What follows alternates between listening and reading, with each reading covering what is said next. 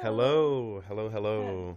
Both of us are here. Yes, both of us are here, and we are making a little comeback to the podcast. Yeah, we're doing something a little different this time. So I thought, what is a good way to make this a little different, to shake it up? Because one of the reasons why we stopped doing the podcast is because we ran out of things to say, basically. Essentially, yeah. And so, we just went to AFest 2024. It is the last AFest. So we had to make a video on it. Yeah, we want to talk about it. And we love talking about conventions, or we really like talking about conventions for the podcast. So why not just talk about it live? Exactly. And the hopes is that we can have a little bit of interaction with it, and we'll see where it goes, how it does. Yeah, we'll see where it goes.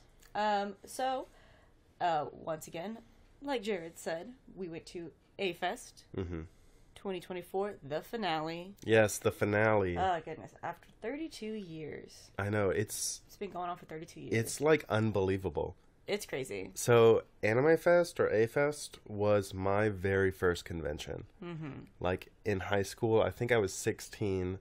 I, went with a friend, and That's now I'm here at the end. Here at the end. So, there's a few things that we wanted to get into before we get into our day by day, because we like to go day by day whenever we talk about conventions. One is that this was a new location. Yes. Interesting choice that for the last one, even though they've been at the Marriott, was it? Sheraton. They've been at the Sheraton for so long. They went to the Sheraton. They used to be at the Sheraton in Dallas. For this year, and I guess only this year, they decided to go to the Lowe's Hotel in Arlington. Yeah. Apparently they were also, she said they were shopping around other locations for a while. They just hadn't, gotten to one yet. But they got to the Lowe's Hotel in Arlington, which is the hotel that is essentially connected to Globe Life Field. Yeah. The Texas Ranger Stadium. So it's a nice hotel. It's a really nice hotel. It's a really nice hotel. Like I said, so it's next to the Globe Life Field. It's next to Six Flags. It's in a very touristy area. Yes. It should be said. Which I was hoping would have more positives. Yeah. Being in an area like that. Yeah. But it kind of only had negatives. Kind of. I'm trying to think if... Did the Lowe's Hotel have overall more space? I don't think so. I'm not sure. So it felt like more space. Yes, because so it was, the convention spanned 3 floors, although we never went to one of the floors. Yeah. Just by the way. So A-Fest is also Game Fest. Go ahead and say if you didn't know. And Game Fest is more of a celebration of tabletop gaming and board games, card games, more physical kind of games, not like video games. And they had one floor that was dedicated to Game Fest, and we didn't really go to that one. Yeah, we tried that last year, and it didn't super work out for us, so we didn't do it this year. Yeah, and it is more if you are interested in learning more about physical gaming, it is a good spot for it though. They had a bunch of rooms that were for each game. Yeah, right. Yeah, and they had a couple sessions going on, and it was actually on the schedule, which was interesting. Well, it was good because I don't know if it had been on the schedule previously. No, it hadn't. But that's here nor there. So we can say that it spanned 2 floors. Yeah, for the most part. For us, it was on 2 floors, and really it was mostly just 1 floor. Yeah. Oh, no, because the panels were on the first floor. The panels were on the first floor. They were kind of the panels were spread out pretty evenly. But I do want to say this. While it is technically a smaller space, It didn't feel like it. It didn't feel like it, and I actually think that was to its like, that was good. Because the when it was at the Sheraton, it was like between two whole buildings. Yes. And so you had to like... There's like a skywalk, yeah, right? And so you had to walk a lot in that one. Yeah. So the hotel itself was nice. Yeah. This is where we're getting to. Location-wise, as far as... Accessibility, not that great. No, terrible. Absolutely awful. So, while it was near other things, obviously, because we were across the street from Globe Life Field, but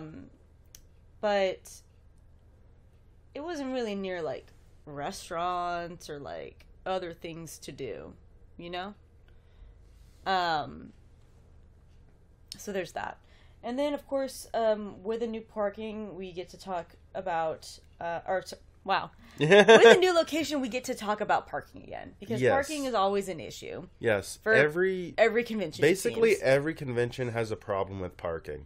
There's only, like, 2 conventions that I've been to that had no problem with parking. And neither of them were in DFW. Fair enough. Yeah. I mean, Frontier is decent enough. Yeah, just because they have their own garage and it never seems to really run out. I mean, yeah. It seems to be enough space for what it is. So you would think, like, oh, there's so many things around here. We're next to 2 baseball stadiums. Yes, 2 baseball stadiums, and, like, there's a parking lot around every corner. Not for us. Yeah. Like, none of it was for us. So, basically... What I mean by for us is, it was closed. Yeah, so basically either the parking lot was reservation, or it was, like, $50. Yes, over $50. So, either you had to have, like, some sort of, reservation as far as, like, with Globe Life Field. Yeah. Right? And there was a Rangers game on Friday. Yes. So, there was that. But we weren't necessarily competing for parking with those people because the Rangers game was at night and we got there, during the day. Yeah, we'll talk about it in a second, but we pretty much, like, when it came to that, we kind of spaced it perfectly where we really never had traffic. Oh, yeah, actually, getting to the convention wasn't bad at all. Surprisingly. But I mean, like, even around the convention building, like, there really wasn't that much traffic. Yeah, that's what I mean, is that it wasn't hard to get to it at all. But, so the first day that we pull up, we go to where the hotel parking is. Yes. Because there is a parking garage for the hotel. Yeah. Obviously. And which, I will say, is what they promoted. What I was going to say is it was on the website that it would be $20. And it was kind of like a show this QR, like show this code, prove you're with the convention essentially, and they'll let you in. But we get there and the parking attendants are like, no, only if you have a reservation at the hotel, actually. You need to park. And then showed us a map. Yeah, it's like a mile away, like straight up. Way over there. I don't know if I would say it's a mile. Maybe not a mile, but like... It was far. It's like the furthest that we've had to walk for any convention. Probably about the same distance as it is with the Gaylord and WeebCon, the lot that they try to make us go to. But unlike the Gaylord and WeebCon, that lot was at least free. So we can say that. Mm-hmm. We can say that the lot far away was free. Yeah. Which is the correct price that should be. Looking at you, WeebCon. Yeah. Oh my gosh, I completely forgot about that. Yeah, that was crazy. Yeah, so at least it was free. Just say that. We kind of tried to like look around other places, but it looked like it was all a no-go. Only this lot. So we accepted our fate. We parked there. We walked. It was long. It was hot. It was miserable. I'm not going to sugarcoat it. It was actually terrible. And also, not everywhere, because of the construction, not everywhere had sidewalks. Yeah. So it was really awkward. It was dangerous. Yeah, we were walking in like traffic. We were walking in lanes. Yeah. So that happened. Oh, another once again, before we get into the first day, because I forgot to mention this in the beginning. We did try to submit a panel for this convention because we thought we've been to it. We know that it's not large. Mm-hmm. It's not like huge, although they did have a very packed schedule. They did have a very packed schedule this year. And we thought we could do it, right? Yeah. Try it. But we're qualified. We're qualified. I never got a acceptance or a rejection because I put it under my email. So about less than a week before, I emailed the panel. It was, like a link, right? And I go to panels. If I have questions about panels, I emailed that person and I said, hey, we submitted a panel. I didn't get, once again, a confirmation or a rejection. I'm just looking for some kind of answer. Mm-hmm. And once again, less than a week before, this person emails me back and says, oh my goodness, we actually would love to have your panel. For some reason, because it was a Google form, right? For some reason, the Google form erased a lot of emails that were attached to the form. So would you actually like to do your panel on Thursday? Because it's a 4-day convention. Okay, I do want to... So, 4-day convention, the day they gave us was Thursday, which was a day we specifically said we couldn't do. Yes. Because we are adults with jobs. Yes. I'm pretty sure they told you, they sent you that email on Tuesday. Yeah. Yeah. We had downloaded the guidebook, and we were like, oh, okay, this is why they didn't give it to us. This schedule is really full.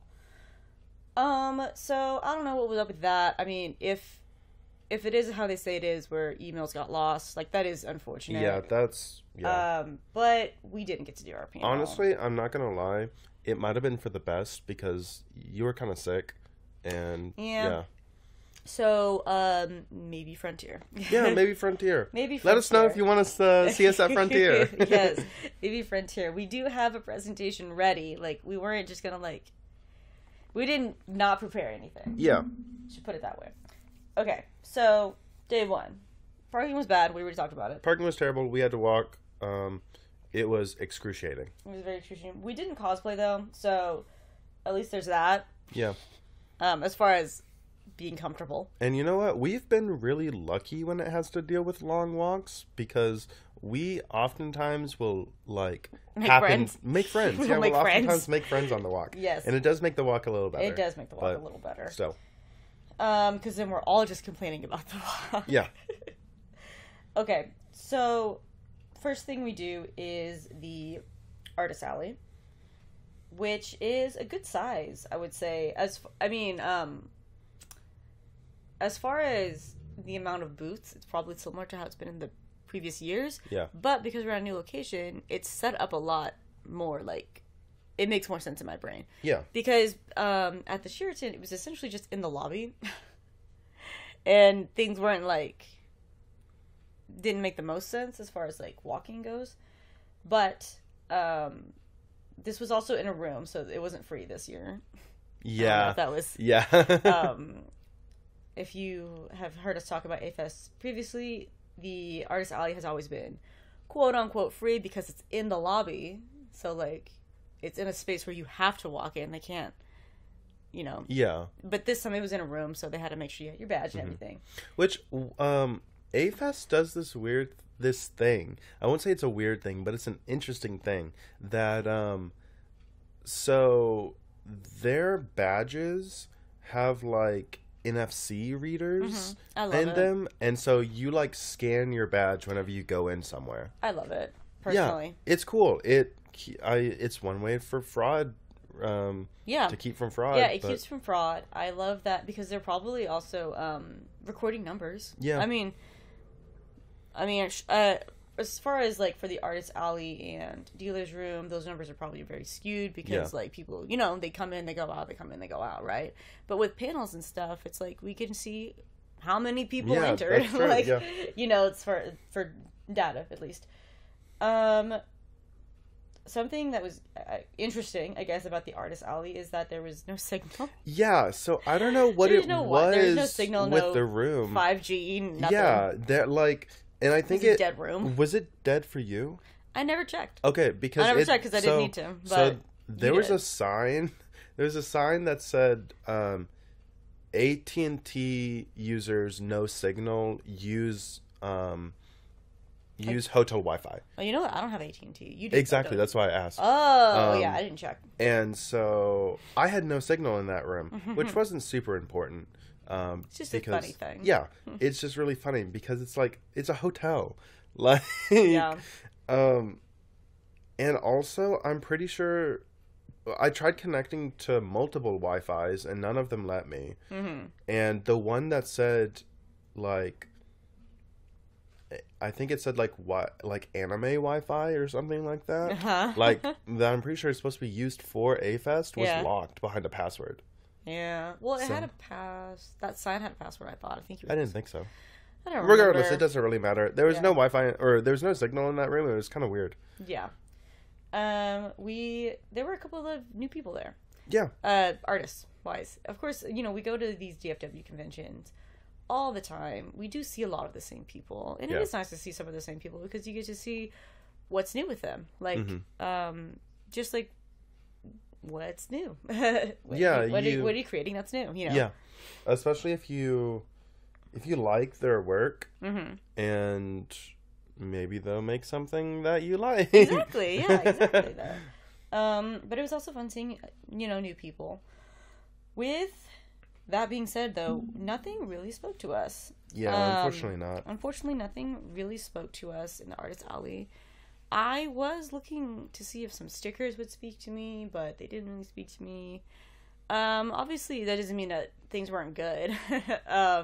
We definitely saw a lot of really cute things, unique things, but we just didn't buy anything. Yeah. And you know what? We've kind of started buying less and less from Artist Alleys.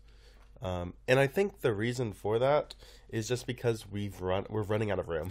We are running out of room. I know. We're absolutely running out of room. But we'll see for next time. So after the Artist Alley, we wanted to go to the dealer's room. So the Artist Alley is on the first floor. The second floor is the game. The second floor, I'm going to put in quotes, is the Game Fest stuff. And then the third floor is where the dealer's room is. But the second floor was only accessible with like a stairwell. Yeah. And not the escalators. Yeah, it was weird. Yeah. So essentially we never like stepped foot on the second floor. But regardless. So the escalator was broken. And I'm telling you this whole floor situation because it is an escalator that goes up straight 2 stories. Straight to the third floor. It goes straight from the first floor to the third floor. So we like had to walk that straight up, and it actually was like pretty excruciating. It was like we would get halfway and we'd look down and we'd look up, and it was like, like, is this our life right now? Okay, also like I was wearing heels, and I was like, oh heels, man. Yeah. Which, just a quick side note on that, like I got hella blisters. Oh yeah, your feet are messed up. So we had to walk up those stairs, which was an adventure. But we got there, and it was the dealer's room, and the dealer's room was a lot of fun at this convention. So let's kind of get into the things that we saw. Mm-hmm. You really want to talk about Adam Guy. Yes, I do. So, like... So how we did it is that, you know, like how we do dealers rooms and Artist Alley is that we start on one side and then we just kind of snake our way around. Yeah. So on like one of like the first or second rows, there's this guy that like... Hey, Adam Guy. He's talking about like nuclear power. Yeah. And, like, the benefits of nuclear power, but all of his stuff is, like, retro, and he kind of looks like 1950s-ish. Like, I couldn't tell if it was parody or not. And, and then he was just saying some, like, legit, actual, like, insane things. Like, he said some insane things about, like, the ruling class and, like, things like that, and, like, going to other planets. And I genuinely couldn't tell if it was like an act. And it was just so weird. I was like, how did you get in here? Like, someone had to read off your, like, what's it called? Your booth? Yeah. Like, summary, and then accept it. And I'm like, was there really no one else that could be here? Because they weren't even selling anything. No, they weren't selling anything. It was just propaganda. Yeah. But like, yeah, it was so weird.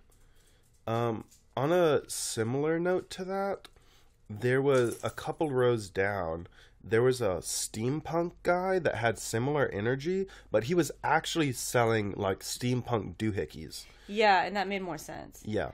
This guy... And honestly, they were pretty cool. Yeah, they were pretty cool.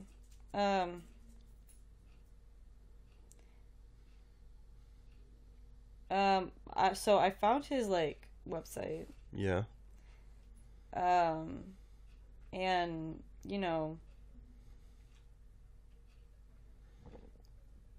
I mean, I can read from this, but it is, like... It's crazy.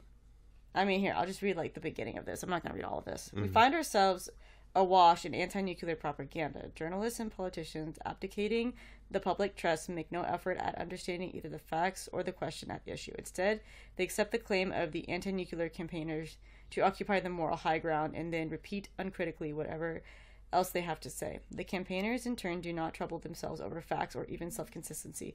Why should they, when they stand above criticism?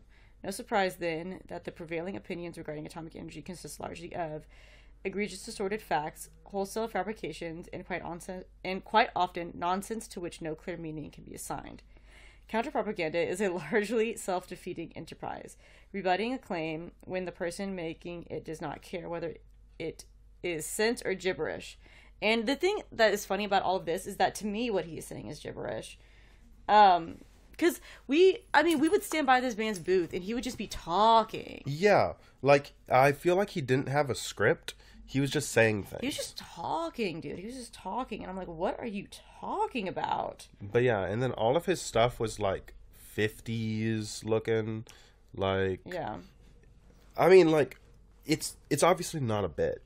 No, it's not. But, like... That's the crazy part. If it was, it would actually be way cooler. If it was a bit, it would be way cooler. If this was like a Fallout cosplayer that like paid for a booth to like LARP, like that would be way cooler than this actual guy that's actually kind of insane. Human civilization is rapidly approaching a series of crises that can be managed only through some radical departure and man's dealing with the relationship between energy and matter. Nuclear energy holds one key, a crucial one, to the successful resolution of these crises. Crises? Whatever. Without it, there is no doubt that civilization, as we know it, would slowly grind to a halt. With it, not only would we be able to raise a greater part of the world's people to a decent standard of living, but we will be able to move all mankind ahead into an era of new human advancement. Human advancement which takes place in harmony with the natural environment that must support it. So, this is like really old stuff, by the way. Yeah. As far as this group, like, he isn't some like new age man. Yeah. This is from a propaganda group, and they, you know, as they said, part of their mission statement is that they're fighting propaganda with propaganda. Mm-hmm. So I'm saying propaganda, and I'm not. Yeah. They know that it's propaganda, by the way. Called Man in Atom, and Man in Atom was founded in like 1971, in like the 1970s. Yeah. So like this is a really old group. But it's just weird. It was just odd. Yeah, it's just a weird thing to have at an anime convention. Yeah. Like I kind of feel like this year they're like, this is our last year. We're gonna have like a ton of space. Just accept whoever. Like honestly. Mm-hmm. Yeah, for sure. Okay, so there was those two guys. There was one tattoo booth. All I have to say about that. Yes. Only one. I'm okay with that. And to bring up something that has been a hot topic on Twitter recently in like the anime fandom spaces is that there were 3 booths that had 3D printed fidgets. Yes. How do you feel about the 3D printed fidgets? I think that Oh, wait. I actually meant to look at how much they were, because that actually plays a point into it, but continue. It does. So, I don't mind them. I'm just using that I don't mind them. Because not everybody has access to a 3D printer. Yeah. And I know that the argument is that the... what do you call them? The like... The makers? Or the artists? Or the modelers? Yeah. Well, yeah. No. The code. Like the code for the object. Oh, yeah. That is relatively cheap or free. Yes. Right? All it is having a 3D printer. Yes. And then having the material. Yes. Right? Like that's honestly what you would be then paying for, is quote unquote access to the 3D printer and the material. And as someone who doesn't have a 3D printer, like I would pay for something like that. Like just personally. Yeah. I mean, because I don't have one. Yeah. You know, I can't. I'm not going to go get one. Yeah, that makes sense. I kind of see them the same as Funko Pops. Like, as I'm fine with, like...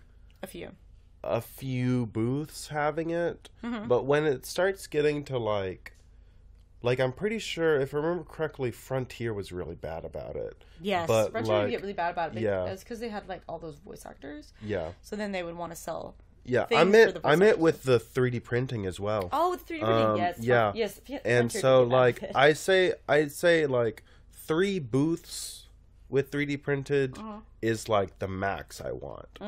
Because, like, I get it. Depending on the seller, because sometimes those things are expensive. Yeah. Sometimes they're expensive, and I'm like, that's crazy. Like, this is, like, cheap filament. Like, yeah. Like...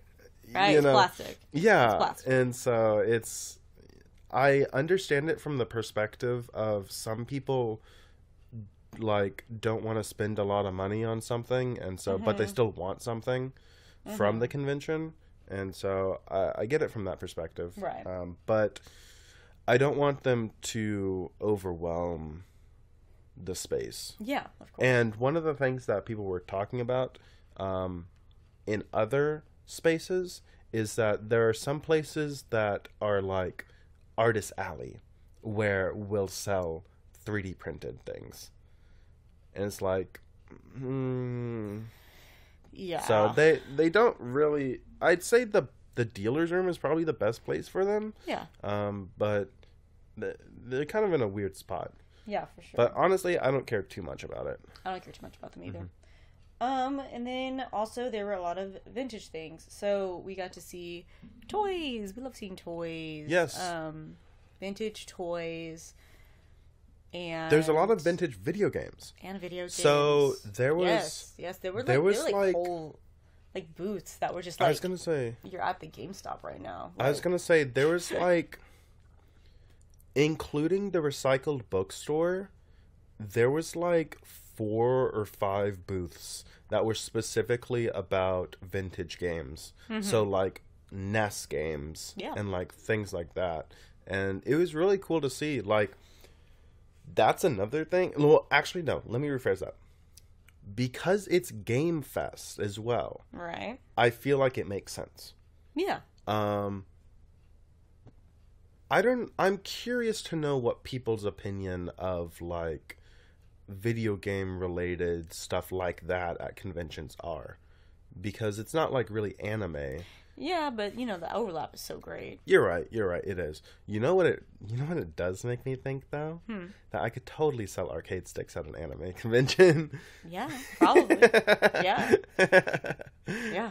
You probably could. Yeah. Especially, I mean, sadly, like, you know, RIP Anime Fest, but it probably would have been the convention to do it at. Yeah, for real.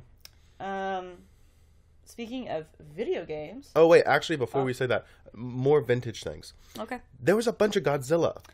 Yes. There was a lot of Godzilla. So you had a reunion with your man. Yes, the great reunion. The reunion of ages. I love that old Asian man. So, like, let's see. It's been, like, 4, 5, 6, 7. It's been like 7 years since I went to IkiCon, or since I saw him at IkiCon. Mm-hmm. And this man, he sells like authentic Japanese clothing. Yeah. And then like Japanese things. Yeah. But more specifically, he sells old tokusatsu toys. Yes. And so whenever I first saw him, he had a lot more. This time he just specifically had, for the most part, Godzilla toys. Yeah. Of varying sizes. He had a couple of Ultraman things, monsters as well. But whenever I first met him, that's when I got the Destroyer, like, infant form. Mm-hmm. And that was like that was when I was first getting into Godzilla. Right, yeah, because you would have wanted more of his stuff afterwards, yeah. And so but he had all of these toys, like so many of them, mm-hmm. and they were so cheap. And then he met this white man that ruined it. We're gonna blame the white man. And at this convention, there was another seller with him. It's a big booth. Yes, it's a big booth. It took up like 2 spots. Mm. And at this convention, there was another guy with him. And the prices skyrocketed. Absolutely skyrocketed, yeah. So these tiny figures, which I will say are probably like collectible figures. Mm-hmm. But they're like maybe like 2-3 inches tall. And mm-hmm. they're all scenes, like iconic scenes from Godzilla, like throughout mm-hmm. the years. They were $35. $35. Like, yeah, that's crazy. They were tiny. They were not. They're like smaller than like, they're like half the size of a soda can. Like, they're tiny. And then also there was some of, I think he had a couple from the monster movie series, and then a couple of bigger ones other than that as well. And he was doing this weird, his selling was so, like, it didn't make any sense, because he sold the figures by size. Yeah. And so, like, instead of, like, their actual value, but a regular sized figure, which are like the size that I had, started at like $80. No. And I'm like that Biollante figure that you have right there is like a $30 figure, and you're selling it for $100. Yeah. Like, that might not be the exact one that I think it is, but like, still, that's insane. Mm-hmm. I think that, so these people, I found their names. Yeah. But they don't have any, they're nowhere on the internet. Yeah, no, I've tried looking for them before, yeah. But his name is Yuki Pearl. Mm-hmm. And Jade. Which, I don't know if that's like, it's called Yuki Pearl and Jade, and I don't know if that's just like the name of his company. Or like his touring. Whatever. Actually think that, I don't know. Yeah, but that's, by the way, what they went by was Yuki Pearl and Jade. Yeah, so. But they're not like online or anything. So, unfortunately. And their description is just like, we sell non-anime related traditional Japanese things. Yeah. Plus Toho things. Plushes. I mean, it's like, yeah. Yeah, so, villain arc, everyone. Yeah. I'm entering my villain arc. Yeah, that was unfortunate. It really was, because those minifigures were really cool. They were really cool. But they were not worth $35. No. You know that, and the thing, they were so cool because they were really like, cool. They were scenes from Godzilla movies. Yeah. And like, I am not going to say obscure scenes, but like some of them you would like never see. Like, did you see the one of him holding 2 balls? I did. Like, that's the scene, that's whenever he, if I remember correctly, that's whenever he kills Hedorah. And like, that's his 2 eyes, or Hedorah's 2 eyes. And like, it's so cool. Like, and then there was him like next to the train. And, yeah, like, there's a couple of them next to trains. It was so cool. Yeah, but they were $35. No, I mean, they were so small. They were so small. Not worth.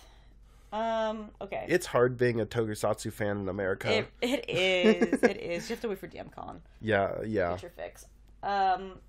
So, those were vintage things. Mm-hmm. What I wanted to talk about next with gaming is that on the back wall, they had the Dallas Society of Play, which is a non-profit community for indie developers.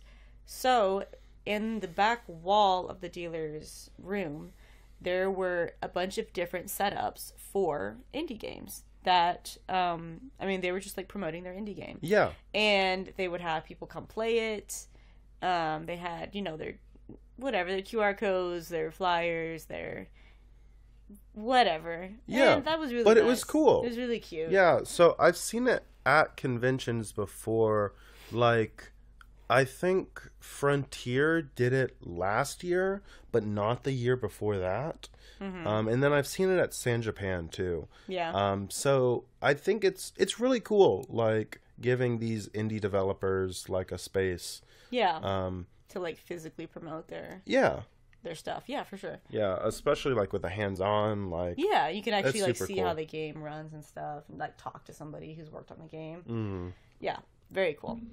And we saw a game that like sparked our eye and then was like, maybe not. But yeah, I'll see what it's called. So the game is called Sunnyside. Mm-hmm. It is out on Steam right now. And according to Google, it is already out on console. But then according to the person that we spoke to, it's coming out on console soon. Yeah. So either way. I actually think like next month. Yeah. Soon. Regardless. So they were doing this thing where they were like customizing a dog. Mm-hmm. And that, of course, piqued my interest because I'm like, wow, animal game. That looks like fun. And the guy who like noticed that, I was like staring, right? So he comes over and he's like, yeah, like there's this part where you like can rescue animals in our game. But there's also like farming, and they said it was like it's JRPG as well. It's a JRPG with persona relationship mechanics. Mm-hmm. That's like how he kind of pitched it. And I thought it looked cute, but I did think it was a pet rescue game, and it's not a pet rescue game. That was like my misunderstanding, but I wanted it to be a pet rescue game. But it does look cute. So there's that. Next, so we bought a few things on our first day. Yes. A few impulse purchases. I wouldn't call them impulses. It's on the first day. Yeah, because, well, okay. I went into it knowing I was going to buy on the first day because I was cosplaying on the second day. Oh, that's fair. Fair. Okay, so it wasn't an impulse for me. It might have been for you, but... Oh, yeah, you see it and you buy it. So you got 2 blind boxes. Yes, I won't bring them over, but because they're nicely placed. 2 blind boxes for Monster Hunter. Yes, I wouldn't say I'm addicted to these little Monster Hunter blind boxes. They're really cool. They are really cool, and they're relatively cheap. It's one of those things where, like, there are specific ones I want for the most part. Mm-hmm. So, like, I go for specific ones. And keep buying until you get the specific one. Pretty much. And what was it? Oh yeah, and so I have quite a few of them, but I try to only buy them at conventions. Yes. So that's kind of how I pace myself. Right. Yeah. And then I bought a figure. I bought a Frieren figure at this booth that we come across pretty often that we really like in the dealer's room. So, we've been going to dealer's rooms for a while. Mm-hmm. So we know how to spot a good deal and a not so good deal. Yeah. And this booth has so far always been a good deal. Yeah. Because they tend to have more unique figures. We go to so many booths and a lot of them are all the same figure. Yeah. It's just how it happens. But this one so far has always tended to be on the more unique side of figures, and they're decently priced, right? So we really like going to them. I've gotten figures from them before. I got my Anya and Penguin figure from them, which I see now that figure in particular is more in circulation, but at the time, I had never seen it before. Yeah. So. Oh, really? That one? The Anya and the Penguin? Yeah. I really haven't seen it. Or maybe I've seen it. I saw it in one other booth. Oh, okay. I saw it at one other booth at the convention. So like, I was gonna say I've seen Anya and the Penguin, but not that specific one. Not the sleepy one. Yeah. So essentially, they tend to have more obscure figures. Yeah. And they even had a few that we were like, oh, like this is a cool figure, but like we're not gonna get it. But like this one's cool. Yeah. So we sometimes it's cool just to look. Yeah. So we dig them. But then also. On that note, figure sellers to look out for. Yes, we've talked about this. We've talked about this before. Yes. There are like a couple key things to look out for, to like avoid. Yeah. So we've talked about previously is that if a figure booth is wrapped in tape, says do not, touch essentially, and it's huge. Yeah. That's a red flag. Yes, do not go for those. Don't go for those. Sometimes they have like some figures that you don't really see, but not worth it. Totally not worth it. Not worth it. That is true though. That they can have unique figures, but not worth it. Another one that you should not go for, and we kind of had a little bit of I'll say a run-in because we like looked around. But, yeah. There is this booth and the DFW convention circuit that has honestly really cool figure stands. They do. They have really cool figure stands. I'll admit it. It's a really cool figure stand. So it's like a circle light, and then they have a bench going through it that you can have figures sitting on or standing on, and they're usually like cherry blossoms or waves. Like they're really pretty. Yeah. They're really pretty. I know. Like if you are into figures that sit, it's perfect. It really is perfect because like the Demon Slayer figures, we like the ones where they're sitting and eating, and that's like we would want something like that for that. So they have all of those lined up on the other side, and they have figures on them to like show how it works, right? That booth is a red flag. Yes. And it's enticing every single time, but it's a red flag. Yes. They have a quote unquote nice buy two get one free sale, but everything is so marked up. Are marked up. Yeah, they're so marked up that you're basically just paying for 3 figures anyway. They're tricking you into buying 3 figures, because you think, oh, cool, like, because we have also been to figure sellers where the buy 2 get 1 free actually makes sense. Yes, like that's a good deal. Good. Like that's a good deal. But this is one where it's like, oh, okay, yeah, so buy 2 get 1 free, but all of them are going to be above $35. Yes, yeah. So I'd say almost even $45. Like, yes, expensive. Yeah, way too expensive. I also bought something on the first day too. I got a bug. Oh yes, the bug. We have to. Okay, these bugs are so cool. So I got a big bug. So this is a Hercules beetle. Yeah, we got a Hercules beetle, and these were sitting at the bottom of a shelf, and like, it's a bug, so it's black. It was kind of hiding, and we were like, bug! And this Hercules beetle was the last one of its kind, and it is so cute. Yes, it is. And it was only, for people that don't buy stuffed animals, this is going to sound like a lot. It was only $30. Which is really not a lot. It's really not a lot for how big it is. Yes, it's a big beetle. Like, it's vinyl. It's nice. Yeah, and like, I was talking to another booth owner, asked me about it. He was like, "Where did you get that?" Where'd you get this like, bug? "Oh, it was at the booth down the way," and he was like, "I think that's like a claw machine, like a Japanese claw machine toy." And so like, it's cool because it's also something that I wouldn't just be able to get imported. Because it's a claw machine. Yeah, toy. We've tried looking it up and we cannot figure out where it's from. Cannot figure it out. But that was my bug. Bug number 1. The bug. Oh yes. We'll talk foreshadowing. About that Foreshadowing bug number 1. Oh yeah, and then we had a run-in with a lovely booth owner that we see at pretty much every big convention. Barbara. Yes. Shouts out Barbara's Imaginations. We love her. She is such a sweet lady. Yeah, she does a lot of leather work. She does a lot of leather work, steampunk, Ren Fair looking stuff. I will say they're a little on the more expensive side, but they're quality. Yes, they are quality. She does aluminum corsets. She does wire crowns.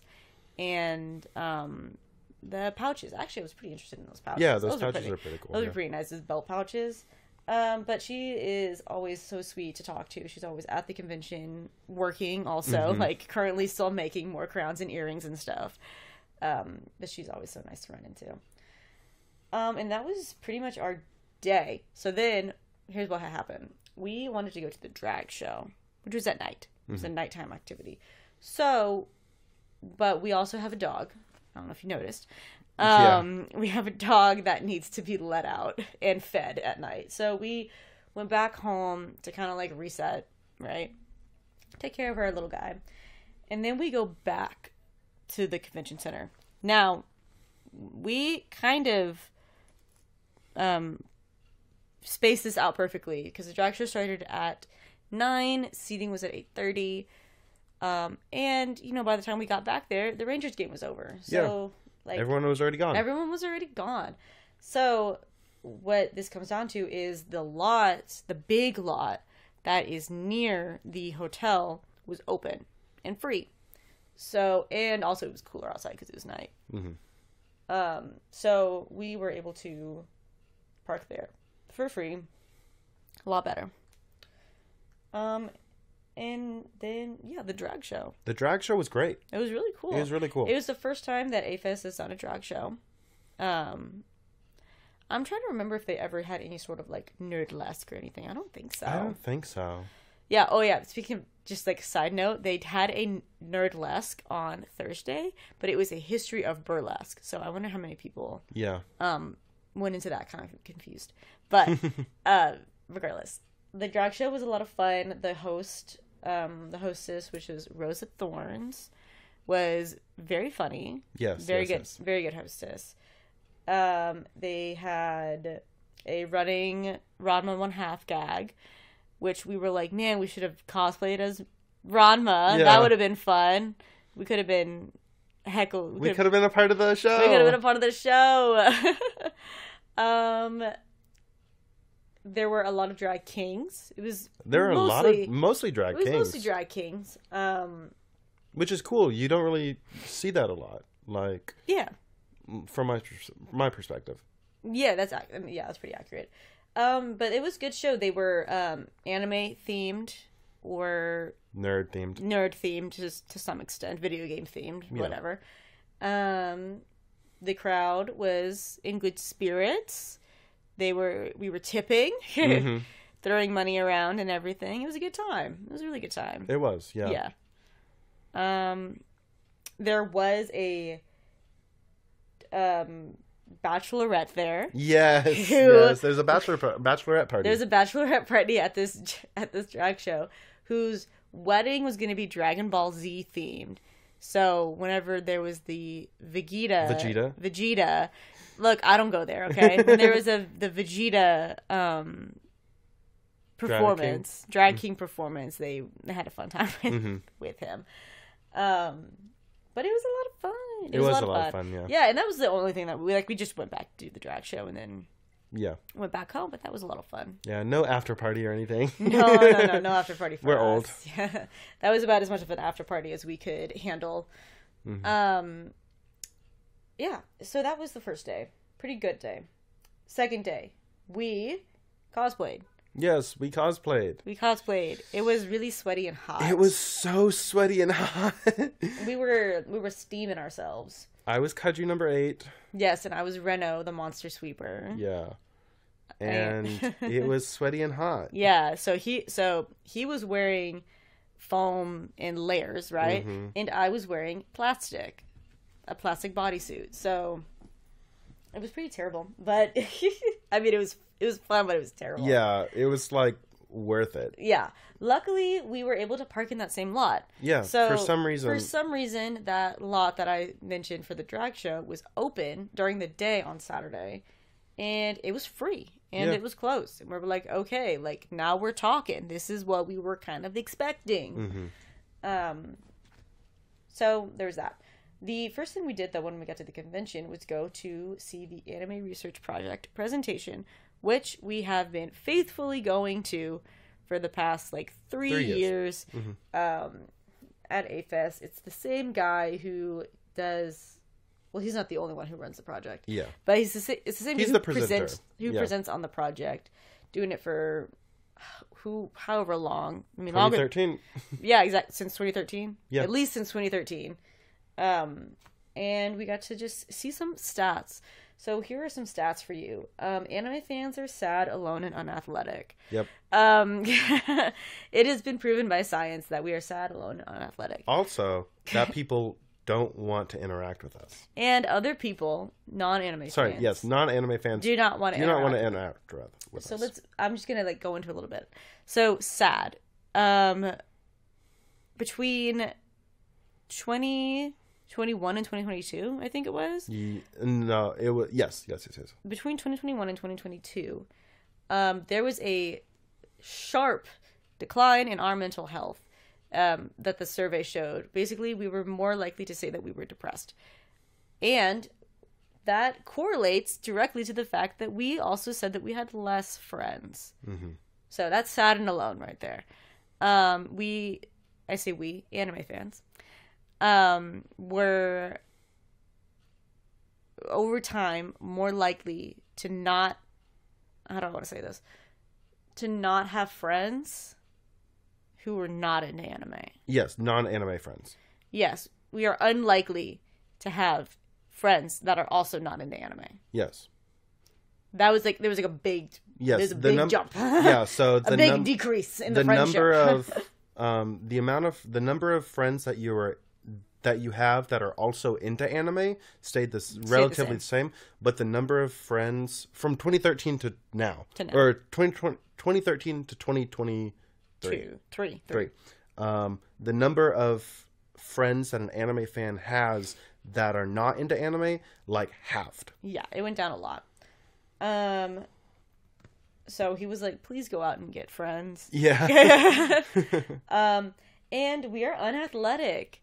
We don't play sports. Yeah. We don't play sports. We might exercise, but we don't play sports. Except for the anime fans that are into sports anime. Yeah, but even then, that was not sports, exercise. It was exercise. There's a difference. Like, not that we play sports, but we might exercise a little bit more. But for the most part, we don't. For the most part, we don't. Some fun fact that was relevant to the panel that we wanted to give was about otakus and how now otakus are now perceived as less obsessive. And it was a big jump. So in 2013, people, and I think this was non-anime fans? Yes, non-anime fans. Non-anime fans perceived otakus as obsessive. Yeah, it was like pretty obsessive. It was like 13%. No, more than that. Really? It went down to 13%. It went down to 1%. It went down to 1%? Okay. Yeah. So basically, it went down a lot. Plummeted. It plummeted. Yeah, like 2023, no one thought anime fans were obsessive. Yes. Like, no one mentioned it. Yeah, so that also goes into what we wanted to say at our panel, which is that the new otaku is just seen as kind of they're seen as kind of quirky. Yeah, not obsessive, just kind of quirky. Like you have your thing, but it's not like your life. I guess, if that makes sense. So that was an interesting fact. Yeah. Another interesting fact is that anime fans who cosplay tend to be happier. Yeah. And he said that it was probably based on the fact that they go to conventions, so they go to social events, right? And that they in general just try talking to more people. Yeah, they're more active in the community. Yes, they're more active in the community. So those are some quick fun facts. Obviously, you shared a lot more numbers with us. Oh, a lot. Like a full hour of numbers. Yes, we love numbers. We love numbers. Yes, and they were fun numbers. Random numbers. Great numbers. Didn't really understand all the numbers, but, that's what he's for, to explain it to us. Yes, that is what he's for. He would show us the numbers and then talk about what it was saying, because there were a lot of numbers. Okay, so that happened. The next thing that happened, Jared maybe had a little bit of a meltdown because his costume stopped working. Yeah, no, not yet. No, that's what happened. We went to the meetup first. Because your costume wasn't lighting up at the meetup. Oh yeah, you're right. Okay, someone had a little bit of a meltdown, but that's okay. It's frustrating. It was frustrating. Yeah, so basically, I had these lights. They're like $20 per thing, and like the light stopped working. Yeah. On one half. Yeah, on one half. That was the part that was probably like the most infuriating. Is like really just one, because like then you want to fiddle with it, right? Exactly. Like, you want to fiddle with it because you're like, okay, well, one is working. I just got to make the other one work. Exactly. Yeah, and then it didn't. Yeah. So it was a combination blue green light, and the blue stopped working. So then it was just a green light, and it was like, it was a thing. It was a thing. The lights in your eyes still worked though, so that was still cool at least. Then we went to actually try and check out the arcade. I have something to say about the arcade. Okay, I have something to say about convention arcades. All right, stop calling it an arcade if it's not an arcade. Here's the thing: if I go into an arcade and what I see is TVs and PlayStations and Xboxes, that's not an arcade. That's not an arcade. That's a game room. That's a LAN center. That's not an arcade. And not even like retro games. Because at least at WeebCon, yeah. At least at WeebCon, well, first of all, they did have cabinets. So they could qualify as an arcade in my book. But they even had like the retro stuff, which at least made it more interesting. But this is just a room with like TVs and PlayStations. That's not an arcade. So stop calling it an arcade. Because I want to go to an arcade.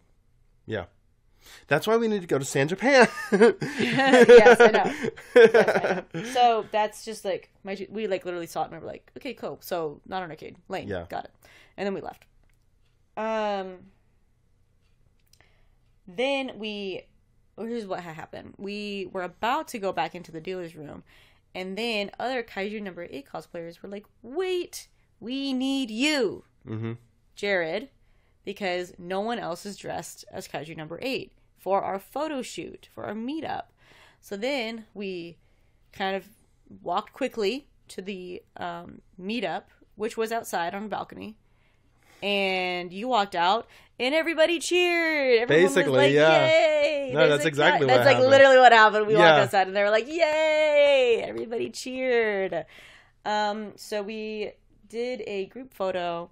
Which took a long time. Okay, listen, doing a group photo was hard, okay? Yeah, and like there was an odd number of people. Which threw off the flow and like, you know. So but it's fine, whatever. Yeah, all you can do is be patient, right? Yeah. I was like, I think I reached the point where I was so hot that I wasn't feeling it anymore. Yeah. So basically the photo was taken and then I was like, Jared, come here. And I like shoved you inside. Yeah. And everybody was like, oh, are you leaving? And we're like, no, we're just really hot. Yeah. Like, we just need to cool off. In which case we did eventually move inside and take some more pictures. More people wanted to have pictures with you. Yeah. Because like I said, nobody else was dressed as Kaiju number 8. There was one Kafka. But yeah, it was fun. We got to make. Yeah, I'm excited to see the group picture. Yeah. I'll try to keep up with. Like they gave us the Discord, and obviously me and that one person are like friends now on Discord. So we'll see what happened. I'll give it some time before I like be annoying with it. And that was that. So then we went back to the dealer's room. And we spent a little more money. We spent money. We love buying things. First thing I'll say is that my bug was lonely. The bug was lonely. We had to get... I bought another one. The rhinoceros beetle. Yeah, I bought a rhino beetle. It is about the same size, about the same quality. And I love it. Yes. There was only one other bug left. Type of bug. Type of bug. And that was the stag. Which, I kind of like the stag. Personally. Yeah, it was cool, but I like the stag because it had the red eyes. Oh, I didn't notice that. You didn't notice it had red eyes? is black with red eyes. Ah. Either way, but yes, now we have 2 blacks. Yeah. Now we have 2 beetles. We bought that. You got 3 more blind boxes. Okay. Here's the thing. They were cheaper the second day. They were cheaper the second day. Like, well, I guess I gotta buy more. Yeah, it was weird. Like, and it was, like, cheaper by, like, $5. Yep. Like, it was a jump. Yeah. And, so, okay. Here's the story. Wait. Oh, I was just gonna say, by the way, so you got 2 blind boxes the first day, yes. right? And they were of different series. Yes. From different booths. Yes. And one of the series is Series 24? 23. So you were looking for Series 23, and you got the quote-unquote last one. Yes. At the booth. And then he takes the thing away, and he puts a new one out. I know. I was so pissed. But I'm happy that happened. But then we go back, and they're all still there. Yeah. The Series 23 is all still there, and they are $5 cheaper. Yes. So, here's the thing. If you know anything about Monster Hunter, there's this group of monsters called the Fated Four. It was for Monster Hunter Generations. I had 3 of them. And I was just missing Astalos. It's been years since Astalos had been in a game, so there was, like, no way I was going to get one from a blind box. Like, find a blind box series that had one. Yeah, because Series 23, I mean, it's kind of... We don't find them around. Yeah, I'm getting that. I'm getting that. So, so I even thought about buying it for like $30 on eBay. Oh, like an open one? Yeah. Yeah. And so, but Monster Hunter Rise Sunbreak comes out. Astalos is added into the game. The Monster Hunter figure series plus 23 is announced, and Astalos is in the set. And I'm like, finally, my chance. Mm-hmm. This was like a year ago. I look around for it, and I can't find it. I go to an anime store, and I'm like, hey, like, when are you guys getting this in? And they're like, oh, like, that's not released in America for, like, another month. Oh, like, never? Yeah. Yeah, basically. So, like, 2 or 3 conventions passed since then. I search everywhere for those boxes. I cannot find one. Finally, I find them at this convention. And I'm like, I have to have it. This might be my last chance. Yeah. I open my first box. Ceregios. Perfect pull. Great. Love it. Mm-hmm. Second box. Gormagala. Fantastic monster. Glorious. I have my last box. Mm-hmm. And I'm like, this has to be Astalos. We're blowing on it. This has to be Astalos. I open it up and I cheer. It's epic. It's Astalos. I've been waiting for this moment for literally years. And my set is complete. Yes. And everyone clapped. By everyone, it was just me. Only one present. But yes, it was a very glorious moment. Yes, I was very happy about it. Yes, very glorious moment. Mm-hmm. Had to have a photo shoot with all your monsters and everything. Yep. So yes, we got that. You also got something. Yes. Oh yes, everybody clapped. Thank you. So I got, what else? Oh, I got this. No, you got that. Yes. Okay. So on the first day, we got to a booth that had some Assassin's Creed stuff. And, I'm always on the lookout for Assassin's Creed stuff because it's like nobody sells Assassin's Creed things. And this booth had kind of a mix of like some random figures. They had pint glasses, and then they had the McFarlane action figures, which I love the McFarlane action figures. Because they're the closest that I'm ever going to get to owning an Assassin's Creed figure, because Pure Arts figures are $900. So, I spotted this and I was like, okay, actually what happened was I forgot if I had an Adewale or not. Mm-hmm. I thought I did, and I don't. And that is because at Frontier, the Adewale was surge priced because it's like Yes, yeah. The Pure Arts figures are ridiculous. So the Adewale at Frontier was surge priced kind of ridiculously. Yeah. I think it was like $80. Yeah, it was like $80. And I was like, for this, I will not be spending $80. So I was like, you know what? I need to talk to them. I just need to see, like, what's up with this. Because there wasn't a price tag on it. And the guy was so nice. Yeah. He was so nice. He was like, actually, I wanted to sell all of the Assassin's Creed things for $50. Which, side note, that's kind of weird.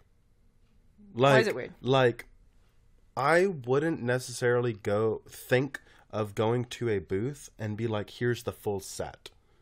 Yeah. Like, that's, you don't really see that. But it's a deal. It is a deal. It's a great deal. The thing is that if I was interested in more items that were in the quote unquote set, I would have jumped on it. Yeah. Because it was a great deal. It was a great deal for $50. It was 2 figures that, in my opinion, were ugly. Mm-hmm. The pint glasses. There was a minifig, which was like cute enough. Yeah.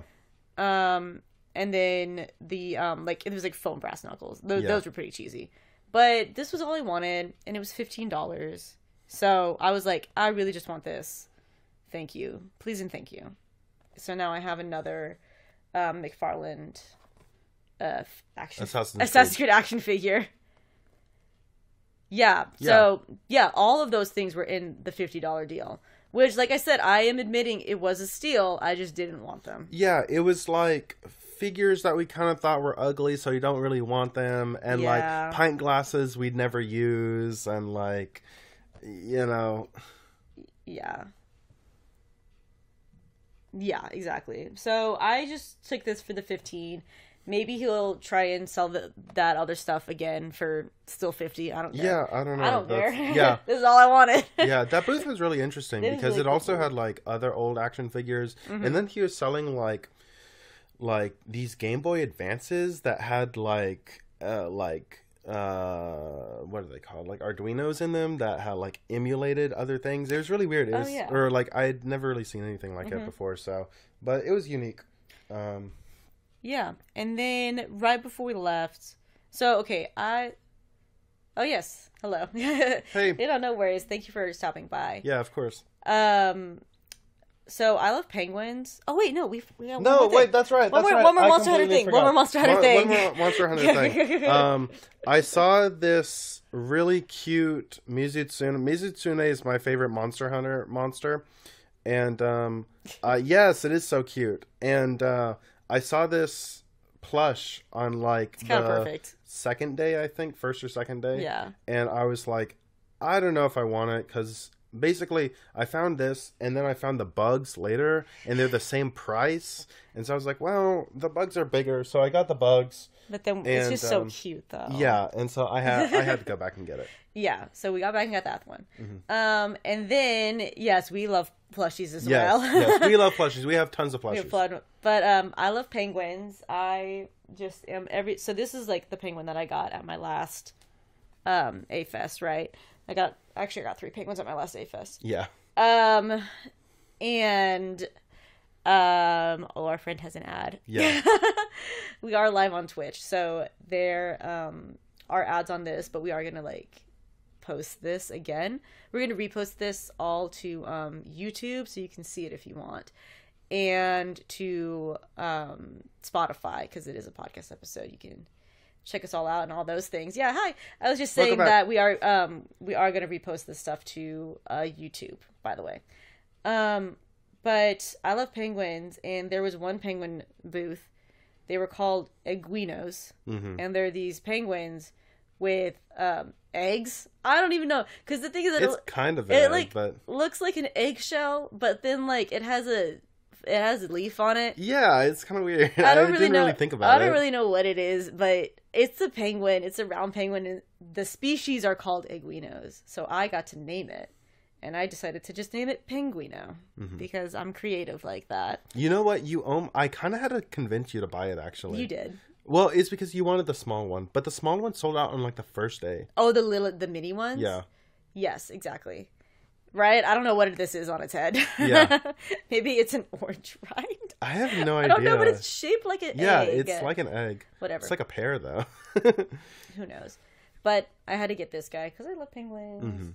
And that was basically our day. We had kind of an early day at the convention. Relatively early, at least.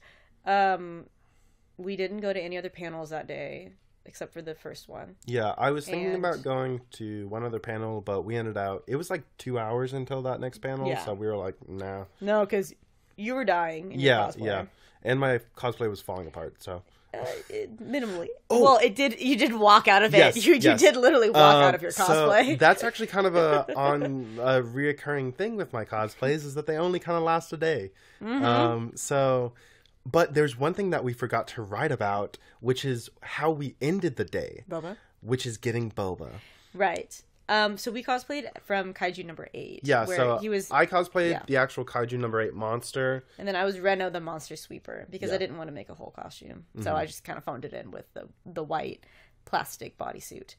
Anyway, so we love getting boba addiction whenever we go to conventions because they have delicious boba. Yeah, so they are a food truck. Yes. And I recognize that they're a food truck. And you know where food trucks go? Outside. Yeah. That makes sense. Okay, I get it. But boba addiction has always been inside for AFest. Typically get an inside booth. Yeah. Yes, and for Frontier, and for Frontier, yeah. And for WeebCon. Not Wait, WeebCon. Not WeebCon. Sorry. They were outside for WeebCon. They're outside. But for WeebCon. So what we like getting is it's kind of funny. You know it's really funny whenever you go to one place so often that you get to watch it change. So they used to have a boba. Oh, thank you for the follow. They used to have a boba flavored called Holo Holo. Right. Which, if you don't know what Holo Holo is, it's ube with fruit jellies. Yes. But it's the specific ube and fruit. Yes. So they a year or so ago they renamed it to just taro because everybody knows what taro is. Yeah, everyone knows what taro is, and so but they still put the fruit jellies in it. Yeah, and which makes it yes, which really makes it, and so it's still the holo. Yeah, taro is great. It's still the holo boba, but it's just renamed. Yeah, so. So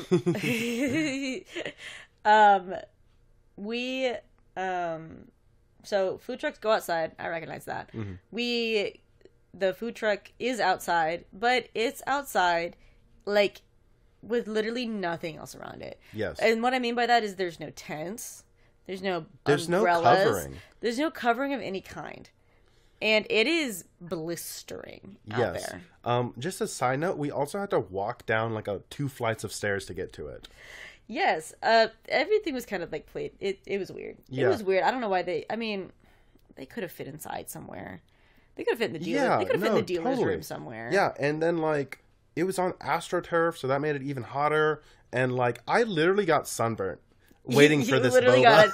Literally got a tan waiting for this boba outside. Because, I guess they had to restock or something. Yeah. And so, we were waiting out there for a long time in this line. And then the boba wasn't even that good. Yes, they kind of betrayed us this time. It wasn't very good this time. I was driving back sad because I was drinking this watered-down boba that they didn't even put the fruit jellies in. And yeah, they forgot. It was big sad. Yeah, I know, but it is what it is. But I still tipped them a lot. Boba disappointment is next level. Yeah, 100%. Yeah, we got boba today to make up for it. Right. So yes, now we're all the way out today, which was technically the last day of the convention. And here's what happened. So how we said that the parking sucked the first day? Yeah. Because they made us park really far away. So that lot that we were using that was across the street, they started charging for it again. Yes. And they were charging $55, which is a lot. Which is absolutely absurd. It is a lot. Yes. So not only was that lot charging $55, Every lot around it was charging $55. Except for the one free lot that was like half a mile away. Yes. Yes. So Also, we tried the parking garage again, and they still said no. They still said no for hotel guests only. Yeah. Which was not what it... It's just not what they advertised. It isn't what they advertised, you know? It was so annoying. So, what we did was we... Basically, I just wanted to go back because it's the last day. And I just wanted to walk around the artist alley because, like, why not? Yeah, right? We went to the artist alley once, didn't see anything, never went back. And so it was like, well, let's just have a double chant, like a... last walkthrough. Yeah, just to really make sure. And what we did was we parked all the way at the faraway lot. We sat in the car and we were like, I actually don't think this is worth it. Yeah, so like for some context for people that maybe new and don't know, we live in Texas. It is like 95 degrees outside. Yeah, and it's not worth it. Yeah. It just isn't. And the thing is that we had already made that walk, so we knew how bad it was. Yeah. Like, it wasn't like, oh, well, maybe it won't be that bad. No, we knew how bad it was. It was terrible. So we're like, actually, this isn't worth it. Yeah, so instead, we left and went thrifting we just did other went things. to K-Town and got boba. Yes, we got good boba. Yep, and now we're here. And now we're here talking about our convention experience. Yeah, so, to recap, thanks for the memories, AFest. Yes. Thanks for the memories, yes. AFest. F in chat for AFest. F's in chat for AFest. It's over. Last year. AFest is officially dead, and we are all sad. Yes, I know. It's really unfortunate. Thank you for the memories. Thanks for the memories, yes. Overall, we had a good time. We only cosplayed once because I didn't feel like cosplaying twice. You know, I'm glad we didn't cosplay twice, honestly. No, if we cosplayed on that first day... No, I would have died. I would have literally died. You know what? I'm imagining me in that, like... And that polyester cloak. Oh my god. Oh my goodness. We were thinking about cosplaying from Freerin. Yeah. Because we were just already have that ready. And it would have been terrible. Yeah. It would have been so awful. But so it was definitely a good choice to only cosplay once. But overall, I mean, we did a lot. It's one of those odd things where I feel like we didn't spend a whole lot of time at the convention, but I mean, we did a lot. Yeah. You say we didn't spend a whole lot of time, but like it was like 6 hours every day, except for the second. No, you're right. It was a lot the first day. It was a lot of the first day because we also went back again. Yeah. But I mean, so let's see. The hotel was nice. The hotel was nice. Really nice hotel. Terrible location though. Terrible location because of the parking. Yeah, it's one of those things where we mentioned it. We were hoping the parking would be better because it was in a touristy area. Yeah. Next to Globe Life Field, but maybe that isn't. Maybe that's the opposite. Maybe we don't want to be next to anything. Yeah. Maybe we want to be out in the middle of nowhere. Put us back in the freaking Gaylord. No. No, I was gonna say put us back in the airport. Oh my god, 100%. If it wasn't so expensive, it would have been fine. Like, honestly, even if it was like $20, I would have paid that. Because we're used to paying about $20 for parking because at least then, they let us park in the hotel garage. Yeah. So it's like, okay, like, so we take an elevator or an escalator up a flight of stairs and then we're there. And that's totally worth it. And so, like, typically for parking, 50 is way too much. Mm-mm. And so, like,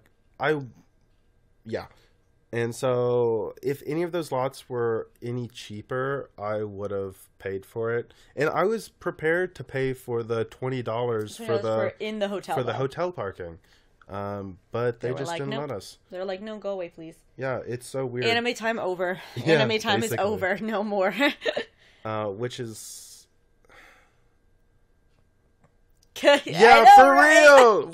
The bundle, the Assassin's Creed bundle pack was a better $50 spent than the parking. It would have been. But yeah, so if the parking was better, this honestly would have been like a perfect convention. It would have been. The panels were great. Yes, and there were a lot of them. There were a ton of panels, and we liked a number of them, like the drag show and the research project.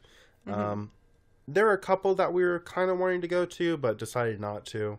And that's fine. We're kind of at a point where we only go to a couple panels. Yeah. And then all the shopping was great. Yes. So overall, it was a really good convention. I think it's like one of the perfect ways to send off the convention. Yes. If just the parking was better. Right. Because that was disrespectful. It was pretty disrespectful. I mean, we thought the Gaylord was disrespectful. Yeah. That was another level. But yeah. So that was our AFest, and I think that's kind of all we have to say about it. Yeah. So soon we will post all of this on YouTube and Spotify. So anyone that came in late can listen to it that way. Yes, and this was also kind of a new thing for us. What's next? Our next convention is Frontier. DamnCon, actually. Next convention is DamnCon. So never mind. our next convention is going to be DamnCon. It is the first weekend in October, I believe. Yes. It is which I was preaching this to other people as well. Oh my goodness, you were selling it. I want it to grow. So yeah. DamnCon is Destroy All Monsters convention. It is a kaiju tokusatsu horror convention. This year is only its second year. And it's 2 days now. And it is 2 days now. It's still 2 days? Or it is 2 days? Yeah, it used to be 1 day. Now it's 2 days. I couldn't remember whether it was 1 or 2. Wait, It used to be 1 day. I know. It's 2 days this year? I thought so. I thought it was still only 1 day. We'll double check. I don't know. I'll double check that, because if it's 2 days, then that's good, because that means I can cosplay 2 days. But I'm pretty sure it's only 1 day still. And I'm very much looking forward to it. I am a big tokusatsu fan. Godzilla, Kamen Rider, Super Sentai, Ultraman, things like that. And so that's next on our agenda. Yes, that's the next convention. Mm-hmm. I don't know if we're going to put it out an episode before that, though. We'll see. Yeah, so what I was going to say is that typically we do... Yeah. Typically, I mean, this is Twitch. We do gaming. Yeah. By the way. We do... one or both of us will play a game. Yeah, if you missed that at the beginning, this is our first... So, we used to release podcast episodes pretty much like weekly to bi-weekly on YouTube and YouTube and Spotify. But we kind of fell out of that and because we started streaming. And so I felt like we needed to make a video or we needed to make a podcast episode about this convention, especially since it's its last year. And so I wanted to do something different and do it live stream so that we could, interact with people as well while we did it and maybe have even more fun doing it. Yes. And still trying to keep the podcast alive a little bit. Because we started out as an anime podcast and we do still watch a lot of anime. And sometimes we still want to talk about it. Yeah. But that is, I think, it for this episode, this stream, because this is a podcast episode, we are keeping it a little bit shorter than we would like a typical like gaming stream, right? But thank you for anybody who tuned in who dropped by, who lurked, who chatted. We appreciate you guys, and we will see you in the next thing that we do here. Yeah. Yeah, so see ya. Yeehaw. Yeehaw.